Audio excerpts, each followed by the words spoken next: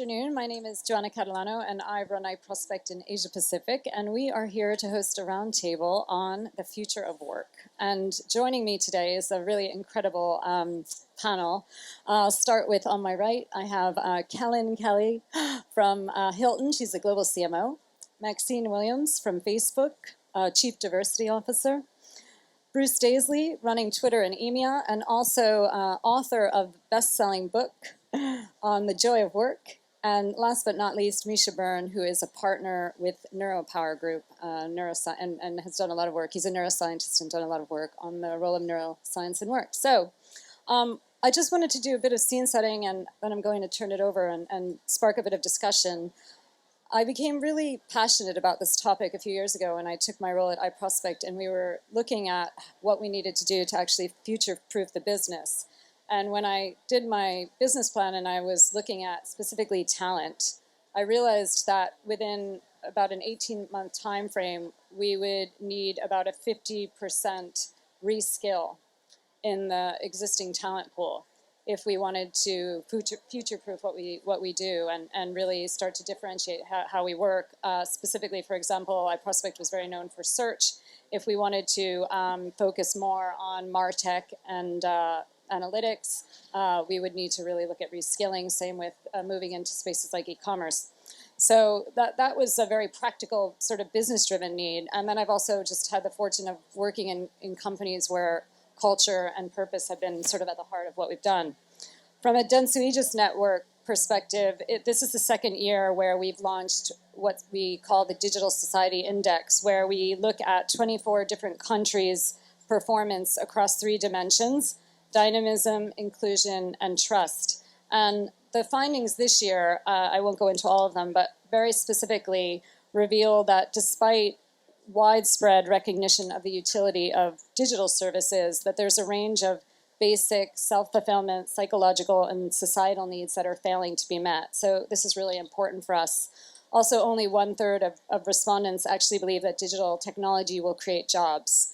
But it's not all gloom and doom, of course. We run a CMO survey as well, and in 2019, 85% of CMOs actually believe that creativity and big ideas that build brands and create emotional connections are actually critical to future business success and require higher levels of investment than are currently being spent.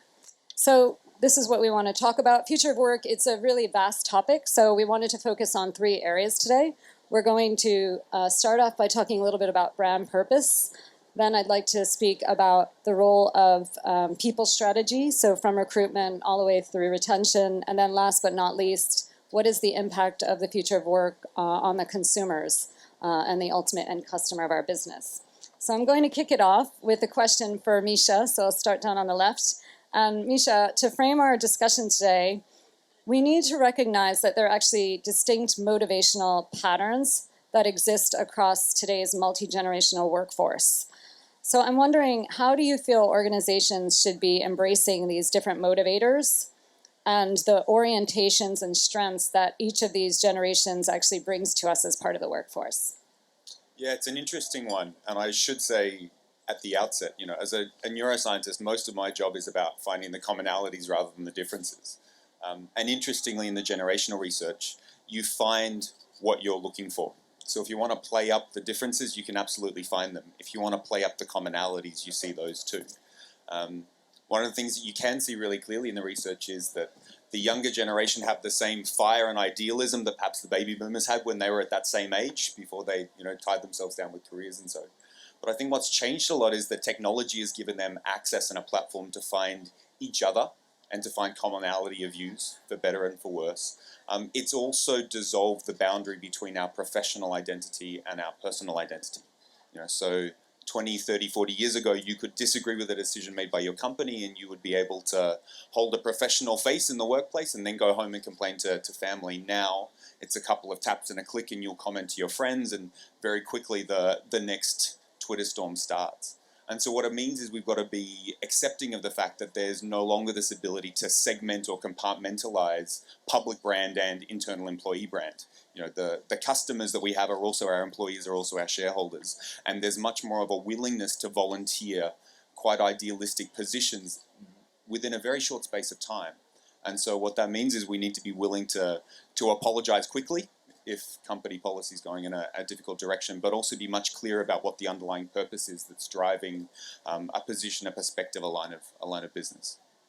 Fantastic things. Maxine, obviously Facebook started with a tremendous mission and sort of purpose at the heart in terms of what it was trying to deliver in order to achieve that mission. How have you seen the role of brand purpose evolve in your organization? Well, we're still very much a mission-driven and a purpose-driven organization. So from the beginning, the mission was to connect the world, to make the world more open and connected. As we learned, I think the important thing for us was that we were creating something that hadn't existed before for use cases that even we didn't know about, right? So once people started using the product, we learned things from them. So as our mission, a mission has evolved as we've seen the use and the value placed in different places by those who use our products. So we moved to building stronger communities because we saw that community was where people wanted to be, in groups. But all along, it was about connecting people and remains that way. To connect to the issue of who is your population, who are your workers, that Misha was talking about. Interestingly as well, we began as a company that was led by a 19-year-old. And from the beginning then, we've had sort of one, if I could say this, one culture, even though obviously culture isn't stagnant. But the openness that came with that has continued. So that even though, most of our hires are senior, are more experienced people, so we do have good distribution age-wise, that culture that came from being questioning, from knowing no boundaries, all of that has remained. So our mission still remains. Our culture is developing, but the foundation of that openness is still there. And I do think that was something that was a feature of who that first set of people working at the company were. Yeah, I never thought about it like that. That's really powerful, actually. On culture, Bruce, so you actually took what was sort of a long-term interest in work culture into quite a deep study and an investigation of what creates a positive workplace. Can you share any specific, links or discoveries that you've witnessed between culture and building purpose, and what you've kind of worked on in terms of hacks for a positive work environment? Yeah, I started as sort of a participant observer, really, so I don't have the neuroscience background. It was more having worked in positive places, I became captivated in what was the invisible difference between that place that felt magical and this place that felt appalling. And so I set about trying to find the answers, and by chatting to sort of people with qualifications like Misha, I sort of ended up, not Misha specifically, but I ended up sort of realising that there was no shortage of psychology, neuroscience and evidence, and very little of it was reaching people in work, which I guess is why you set up your business, because so little of it was actually reaching anyone sitting behind a desk. And I think, there's no shortage of evidence that purpose can energize us. If you give chefs the ability to see the people eating their food, the quality of their food goes up. If you give fundraisers the ability to meet the beneficiaries of their fundraising, they seem to make more money than even if you really paint a vivid picture of who's going to benefit. So purpose definitely serves a role, but I think for a lot of people, you might have seen a very learned writer called Simon Sinek, and Simon Sinek talks about answering the question why. If you answer that purpose question, why you're doing your job, then your motivation seems to come from it. And I think what I observed was that for a lot of people, even though they could answer the question why, it wasn't resolving the fact that they felt personally burnt out. They felt exhausted. They felt like things that they used to enjoy weren't as much fun anymore. So I sort of set about thinking, maybe it's far more mundane, but it's a degree of answering the question how. How can I do my job in a way that seems to leave me feeling energized by the end of the week, and leave me feeling that sort of fresh joy of doing the job that some of us find gradually sort of dissipates from our jobs? And your top tip, Bruce? I'm giving you the time for a little. Yeah, I mean, PSA look, here. these things are remarkably prosaic. Just reminding ourselves that taking breaks seems to re-energize our passion. The worst time to find yourself in court, just giving you a top tip here, is just before lunch. You're more likely to be found guilty, more likely to get a severe sentence. Breaks seem to re-energize our willingness to give people the benefit of the doubt, our desire to collaborate with people. So just taking breaks, trying not to work more than 40 hours a week, turning notifications off on your phone. These simple minor adjustments seem to have a disproportionate effect in making us feel like our job's all right again. Okay, thank you for that. Good tips. And Kellen, obviously Maxine and Bruce both come from tech companies, very different from where you are right now in the service industry. This is, I think, particularly relevant because so much of what your workforce does actually brings Hilton as a brand to life for your guests. You're servicing a guest. So how does Hilton think about embedding a purpose globally that resonates across your workforce and through to the customer experience? Such a great question. So we have over 410,000 team members all throughout the world, 113 countries across 17 brands. Obviously, the bar is incredibly, incredibly high. One of the things that we've seen with both our team members and our guests is they both want to know this question of why. What is it that Hilton exists in the world to do beyond just deliver financial performance? And one of the things that we started doing in recent years was we started actually going back to our origin story. And the thing that was so beautiful about Hilton's origin story is that we have this iconic pioneering founder, Conrad Hilton, who he literally blazed the trail, and he was the first to do so many things inside hospitality. So although we're not a tech company, we start to feel really scrappy. So let me sort of just shower you with some information that I learned in my recruiting process. Hilton was the first company to invent room service, the minibar, the brownie, wait for it, the martini, the pina colada, the red velvet cake. And so this spirit of sort of innovating and pioneering, even the first ones to have a central reservation booking system, that inspires the people inside the company to be pioneers, to be a little scrappy. And not only that, but he said these things at a time where the world wasn't talking like this, but he said, I believe Hilton will promote literally peace in the world. I believe we can bridge cultures in this world that is divided. We can actually bring people together through travel. And the thing that's so marvelous about that is that our team members today still feel like we live in a divided world. And sort of the calling that we had 100 years ago is just as important today as it was then. And then finally, the thing I'd say about our team members is you have to be a people person to work on the front line. Right? You are dealing with chaos and misfires and people who have arrived 8 hours delayed from their flight, and you need to be sort of that shining beacon. And what we hear from our guests is that our team members represent that first point of the oasis. They come into the hotel and they can finally relax. The long lines are gone, the delays are gone. So they really do count on our team members to be that. And I think our folks take a tremendous amount of pride in being that pinnacle moment and when people's trip or vacation actually begins. Okay, so looking forward, let's talk a little bit about future and man and machine. Let's talk man and machine. So, Kellen, do you see a time when, you will be bringing in more machine than man, right?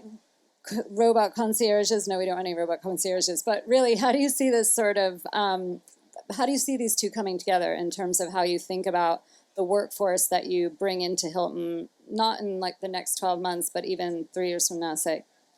One of the things that we've seen inside hospitality is that people really do crave not just being cared for, which maybe robots can do, but being cared about. And there's no substitute. By the way, we do have robot concierges that we've tested.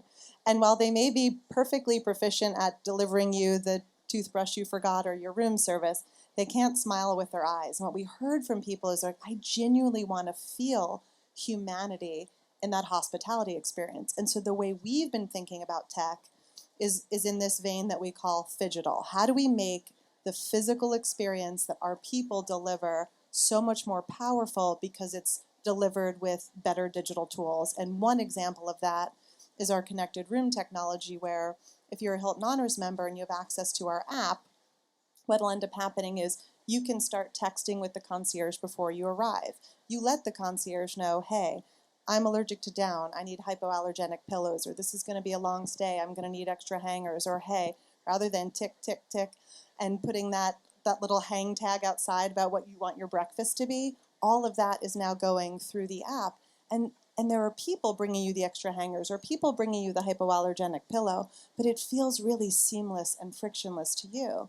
And because we've now noted your preferences, we now have the ability the next time you come back to get you the hypoallergenic pillow and to get you the extra hangers and to make sure that we get your breakfast order exactly right. You never order cheese because you're lactose intolerant and you never order alcohol. We now know that about you. And again, that's just our people doing what they love to do to support you and serve you as the guest, all powered by a digital backing that allows us to get it exactly right every time. And I mean, does that change what you look for in talent? Or does that change in terms of, obviously hospitality side, there's a lot of training and development that comes into preparing that sort of frontline staff. Does that alter it? Yeah, the way we think about it, we want to automate as many tasks as we possibly can. We want to actually bring and enhance the sustainability. So the way our kitchens operate, we should be able to do it with less waste, less food waste, less water waste, more efficiency. We should be able to take people that might have otherwise been doing those tasks that can be automated and actually bring them right out in front so they can be guest interfacing and the guest experience elevates. And what we see is people who work with guests, they are the most happy. And so, Mish, on this point, Neuropower it's a business that was sort of born out of this notion of man and machine, and it works off a philosophy of humanizing work. So can you talk a little bit about the work that you've done on how, thinking about talent and harnessing talent and multi-generational workforce, how you bring together people to deliver on these, aspirations of agile, adaptive, innovative teams, the things that we all sort of dream of. How are you going about that? There's lots of different buzzwords in there. I suppose we come from a sort of a controversial perspective, which is rather than technology being the thing that will destroy human interaction, we've almost reached the peak of technology's intrusion into our lives, because it doesn't matter which industry you're looking across, whether it's hotels, Facebook talking about community, we're seeing the re-emergence of the focus on the humans. And so as a wild prediction, unfortunately this is being recorded, but let's say 10, 20 years time, we'll see technology intruding less in terms of the visible things we see. It'll have receded into the background as we refocus on the human connection. And so one of our passions is around humanizing the workplace. We've had 100 or 200 years where we've been trying to treat the people in our organizations like bits of a machine. We reward them individually, we divide up the tasks for individuals to perform, and we say the individual is the unit of performance, whereas from a sociology perspective, a neuroscience perspective, wherever we look in terms of how your brain actually works, you're not designed to work as an individual. We're not particularly strong as humans. We're not actually particularly fast as humans. What we are good at doing is working in units, working in teams. And so this idea that we actually have a social brain, if you're wanting to get resilience, an individual is not actually resilient. They have ups and downs all the time, but a team is resilient as people pick up the slack when somebody's having a bad day. And when you talk to leaders and say, what was the pinnacle of your career, people don't tend to talk about their personal career success. They talk about a team where they were able to be themselves, to grow and develop as they were. So a lot of the passion and what we bring into the workplace is how do we rehumanize the experience of performance by getting the team to work well. And it's interesting that Facebook is coming back to this idea of belonging. About 2 years ago, Google hit on the idea that what drove their team effectiveness was psychological safety. Neuroscience and psychology have been saying this for about 15, 20 years now. Before anything else, your brain is wired to belong. Your brain is wired to find a group that helps you feel safe, secure, supported. And so it's really the foundation for everything that we try and build in terms of customer experience, employee experience. Okay, so we've talked a little bit about employees, and we could talk a lot more, but I just lastly want to turn to the consumer in the interest of time. And so I'm going to ask each of you, Maxine and Bruce, a bit of a different question. So, we're obviously, as you said, Mish, much more heavily relying on technology. However, the expectations of consumers have risen, trust is low, there is more AI, there's questions about the bias that are in a lot of the technologies that we use today. So Microsoft, for example, has launched this initiative around AI for good. They have a whole set of ethical principles around which they use when they're developing and thinking about the implications of AI. So I wanted to ask you, Maxine, as a global technology company, how has Facebook been thinking about this, and what does the future of work at Facebook mean for the products that you deliver? Every company who is working in this space is probably thinking about responsible innovation. That's what it's about. We want to innovate. We want to do so responsibly. You talked about AI, and interestingly, we talked about shifting from talking about the employees to the consumers.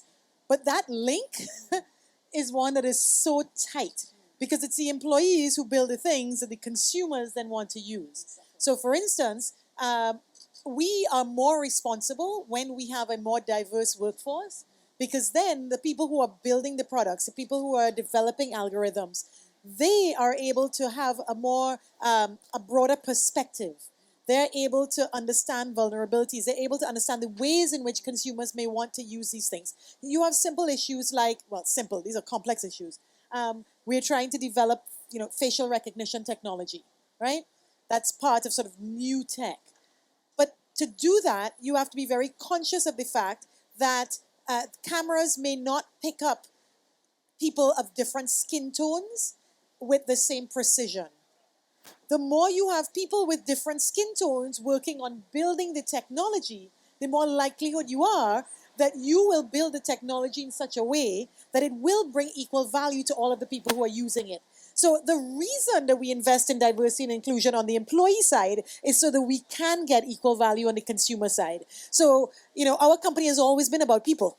That's what it's about. People connecting people, understanding people. Ironically, I think we understood more as the technology rolled out more. And then we received the feedback from the people. So if what you're interested in is connecting people, if you're interested in doing it at scale, then you understand fundamentally how the diversity of your workforce is going to make you do that in a way that is more innovative, more successful, and in fact, more impactful and responsible. So the direction we are going is to that. It's like real cutting edge technology, but ironically, leveraging the people who we have internally to build for the people externally in a way that is responsible. Yeah, I agree. I see them as fundamentally connected. And so on that point, Bruce, like if there were one thing that you feel we need to, one area of focus or one specific course correction we need to make in terms of how we ensure that we are connected in this way, in terms of who we bring into our organizations and what that means ultimately for the customers we serve, what is it that you would address? What is it you would have us work on? Yeah, I think it's pretty clear that machine learning and the opportunity that it presents is exceptional at spotting predictable trends. And so, for example, these patterns of behaviours, people who do bad things on the internet, and I'm going to call them dickheads, but dickheads who do things on the internet, and they often exhibit certain patterns of behaviour. Computers are quite good at spotting those patterns of behaviour and can get rid of them. And so, consequently, computers are better at that than humans are. So we then need to think, system thinking, what can the humans do that the computers can't do? And what humans are really good at is the things that are less predictable. So what humans are really good at is the things that require a degree of ingenuity, a degree of sort of imagination, a degree of, dare I say, creativity. And so we, I think, need to set humans up to succeed in that world. And I think the thing that I'm most fascinated with, and Misha will tell you better than anything, is the evidence of neuroscience is really unequivocal that stress and anxiety kills our capacity to be creative. And we've created a system of modern working now where most of us are in a state of heightened alert, heightened vigilance, constantly checking our devices, and that might be the thing that prevents us being the most creative version of ourselves. And so we need to have a degree of system thinking. The fact that all of us now, our immediate response to anyone asking how it's going, we all say busy. Well, maybe that constant sense of anxious vigilance is the thing that's going to stop us doing the work that's going to be most valuable for the next 10 years. Okay. because you inspired me, I want to ask Misha now too. So any specific area, Misha, that you would say in the work that you're doing with companies today that we need to consider, focus on? Yeah, look, I couldn't agree with more with Bruce's comment. Humans need to move up the value chain. You know, we're very close to that place where, you know, machine learning becomes commercially deployable, and the things that used to take a strategist with 20, 25 years experience to read the tea leaves and come up with the answer, AI will give us a much more nuanced answer to that problem much faster. You know, we work in the health industry, and radiologists who spent a career learning to read the scans are now being outperformed by Watson. And so what humans need to do is exactly as Bruce said, move to the area where it's not the mass throughput of productivity, it's actually being able to deal with the issues that sit at the edges. And more than that, deal with the implications of the answers that we get from the technology. You raised that example of, facial recognition. We just saw out of Japan that there's now technology to predict whether someone's likely to steal based on their behavior in a shop. Now, should we be denying someone access to a shop based on their behavior outside the front? That is not actually a question of can, that's a question of should. And so, what I keep coming back to is, what's the skill set that we need? It's emotional intelligence. It's an ability to reason with unfamiliar topics and come up with a best guess of the path forward, and then engage people around how we solve that. And so, exactly as you said, that's a skill set that's uniquely human, but takes a much slower pace, and it takes a much more, the frontal lobe rather than the go of the emotional system. And I've been given the final warning, so that's it for today. I want to thank you all very, very much. I'm really excited to see how this evolves, and I also look forward to areas where we might be able to collaborate as partners on this. So thanks again for joining us. Thank you. Thank you. Thank you.